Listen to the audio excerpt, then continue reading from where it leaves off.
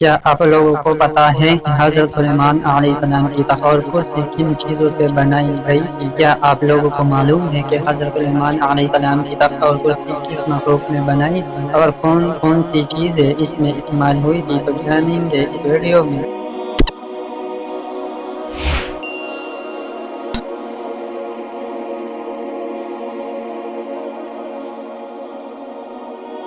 بسم اللہ الرحمن الرحیم۔ السلام علیکم معزز سامعین۔ بیان کرتے ہیں کہ جب حضرت سلیمان علیہ السلام نے فیصلے کے لیے جلوس کا ارادہ فرمایا تو شیاطین یعنی جناتوں کو حکم دیا کہ وہ ان کے لیے ایک نادر الوجود اور عمدہ کرسی تیار کرے جس کی صفت یہ ہو کہ چھوٹا مدعی یا گواہ اسے دیکھنے سے ترانے لگے۔ چنانچہ تعمیل ارشاد میں ہاتھی دانت کی ایک کرسی تیار کی گئی جس کو جواہرات، یاقوت اور موتیوں سے تیار کیا گیا تھا اور جواہرات سے انگور کے درخت بنا کر اس کو گھیر دیا تھا، جس میں سونے کے 4 کھجور کے درخت ایسے تھے جن کی شاخیں چاندی کی بنائی گئی تھی۔ ان میں سے 2 درختوں کی چوٹی پر 2 گدے بنائے گئے تھے اور اس کرسی اور تخت کے دونوں گوشوں پر سونے کے 2 شیر تھے جن کے سروں پر ستون نصب کیے گئے تھے۔ اسی طرح شیاطین نے اس تخت کو ایسے سخت پتھر پر رکھا تھا جس کے نیچے سونے کا ایک شردہ بنا تھا جو اس تخت کو گھماتا تھا۔ چنانچہ جب حضرت سلیمان علیہ السلام اس کے نیچے کے درجے پر چڑھتے تھے تو وہ کرسی اور تخت اپنے اس تمام سامان کے ساتھ جو اس سے متعلق تھا چکی کی طرح گردش میں آ جاتا تھا اور گدا اور مور اپنے بازو پھیلاتے تھے،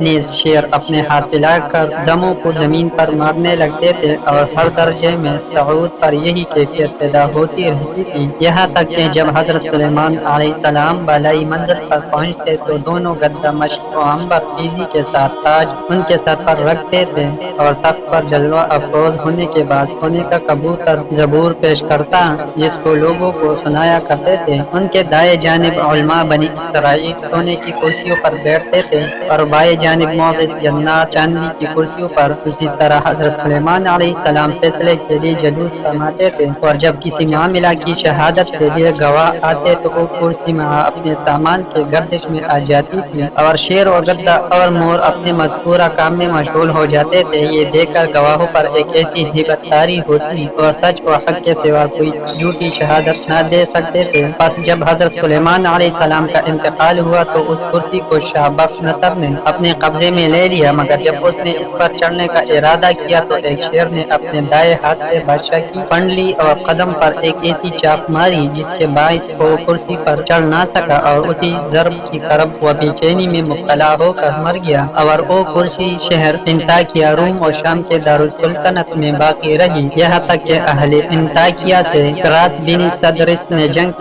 کی اور خلیفہ نے بخت نصر کو شکست دی۔ اس کے بعد کرسی بیت المقدس کی طرف لائی گئی اور کوئی بادشاہ اس کرسی کے چڑھنے پر قادر نہ ہو سکا۔ پھر اس کو صحرا بیت المقدس کے پیچھے رکھا گیا جس کے بعد آج تک اس کی کوئی خبر یا اثر معلوم نہ ہو سکا کہ کہاں گئی اور کیا ہوا۔ اس حکایت سے حضرت سلیمان علیہ السلام کی کرسی کی وسعت و ہیبت و دبدبہ و انصاف کا پتہ چلتا ہے اور اللہ تعالی کی ذات اور قدرت پر ایمان مضبوط ہوتا ہے کہ اس کی مخلوق میں اس قدر رعب اور دبدبے ہے تو خود خالق کس قدر قادر متعلق اور رعب و دبدبہ والا ہوگا۔ اللہ تعالی ہم سب کو اس واقعے سے سبق حاصل کر کے اللہ کی ذات پر یقین کاملہ کرنے کی توفیق عطا فرمائے، آمین یا رب العالمین۔ ملتے ہیں اگلے ویڈیو میں، تب تک کے لیے خدا حافظ۔